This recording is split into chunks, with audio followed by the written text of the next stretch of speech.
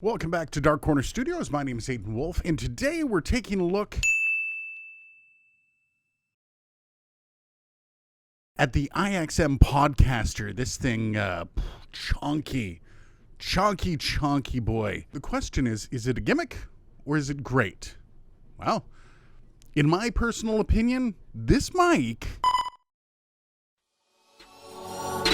This is Aidan Wolf.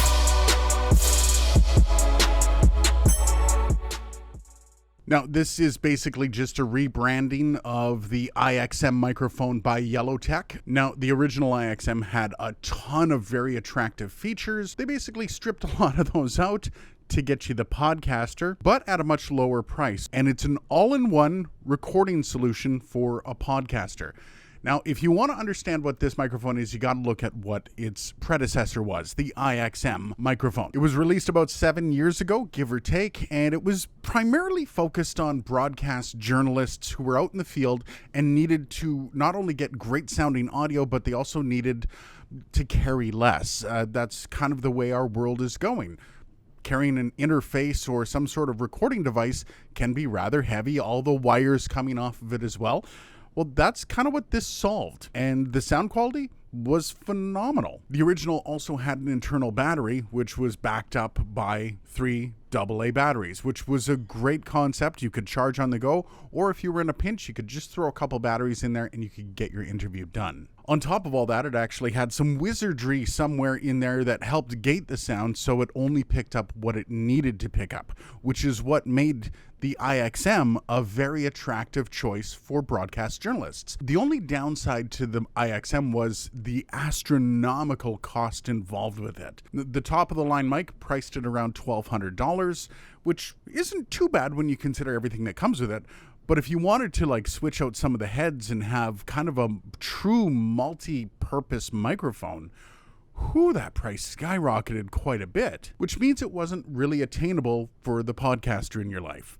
Now, that's the reason why they came out with the IXM Podcaster. Now, that being said, they've stripped away quite a bit of this microphone. One of the first things and most notable that they got rid of with the Podcaster is the internal battery, which somewhat disappointing, I've got to say. Not that the battery power on this is bad. I mean, it's been running this whole time and it seems to be doing a great job. The internal battery, though, is kind of what sold the whole idea of an on-the-go microphone. Without that internal battery, you're basically stuck charging batteries the whole time, or if you're really unlucky, actually having to go buy some from the corner store just to finish off an interview. And not only that, batteries can be fickle devices, especially as it gets colder or warmer. So if you're in Canada like me and your microphone gets a little cold, your batteries aren't going to work quite as well, which means you need to keep a lot on hand. So there's one big drawback to this. The other one is the mic head. For the most part, you're stuck with this one head. Now, that's a cost-saving measure. You don't have to buy any others. And it is the IXM Pro, so it's no slouch for a microphone head. But the ability to expand beyond that would have been nice. Now, it also comes with the SD card like the IXM, and it also has that gating wizardry inside of it that allows it to reject certain noises and kind of just focus on your voice. Now, the one real big selling feature is that this costs half the price. So if you've always dreamt of having your own IXM, but you just couldn't justify spending all the money, this is your way to go. And it's actually, other than those few things that have been left out, including the battery, it's a great mic considering the price and considering how much a whole setup of microphone, interface, or recording device could actually cost you. This thing, pretty decent so far. We've yet to check out the sound. Let's do that now. Now, to make a fair comparison, and yes, I'm using the IXM right now. Let's bring it onto this side where there's light. I also have my washer and dryer going in the background, which I don't usually have. I also have my furnace going, another thing I usually shut off when I'm recording. And the purpose of that is just to show how well this microphone actually refuses sound. So let's just move this mic off, bring it down, and we're going to go to the Yellowtec IXM Podcaster. This is the sound of the microphone. It is recording. And first, we're going to take a look at just the mic sound in general. And if you compare it to this microphone down here, you can actually catch the sound quality.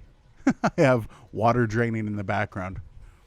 Okay, so the sound quality is actually pretty decent, but the rest of this test, I'm not going to actually be able to tell what's going on with this microphone. So we're going to check out the axis. Now, this is a cardioid pickup pattern. If you go off axis, it's going to sound a little bit different.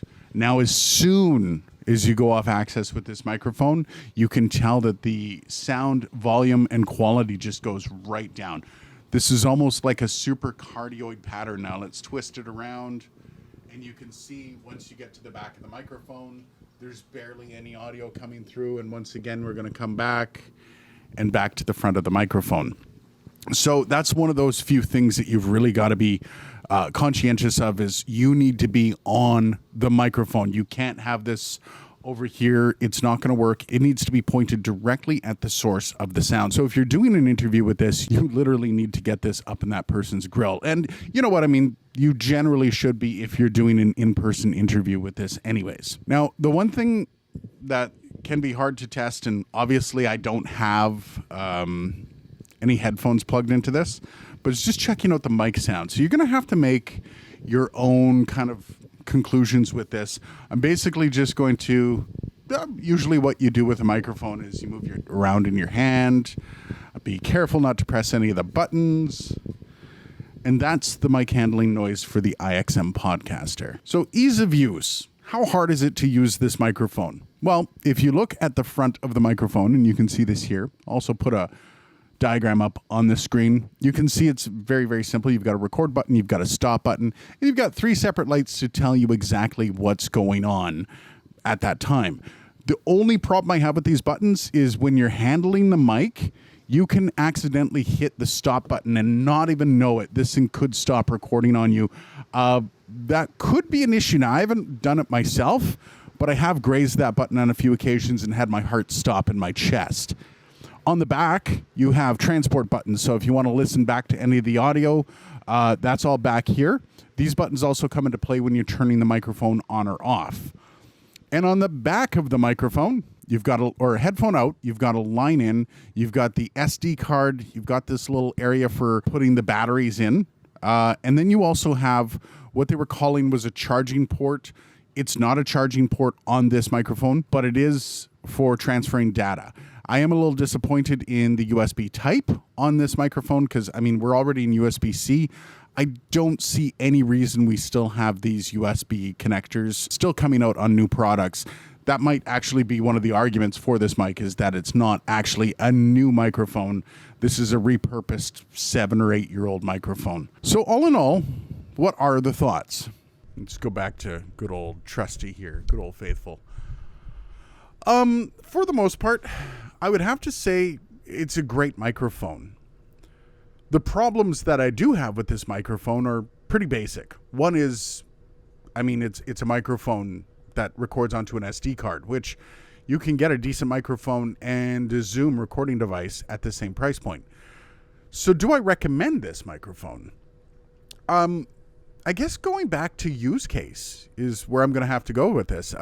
If you are in the field, if you do a lot of your interviews run and gun style, this is your go-to microphone. This sounds phenomenal. Obviously, it does have that gating technique, which you were able to tell with my washer and dryer in the background. But it's also just, it sounds great. It's easy to use, big buttons, and it's small. You can throw this in your bag and go. You can put this in your purse. You can put this in your pocket, for crying out loud. Although I wouldn't suggest that. It does still cost a lot of money. But for the most part, I mean, you can plug in your SD card, transfer it over your computer, and you'll have minimal editing in the end. So I guess the recommendation is, if you need this, if you are on the go, if you're sick of carrying around all the equipment, I would totally recommend you buy the Yellowtec IXM Podcaster. However, if you're not on the go, if you're not a podcaster that gets out of his basement chair very often, this would be a complete and utter waste of money. But it is cool. Very, very cool. Hey, did you like this video? Hey, maybe hit the like button on your way out. Of course, you can always hit the bell icon if you want. And hey, get subscribed. We do have more content like this coming from this channel.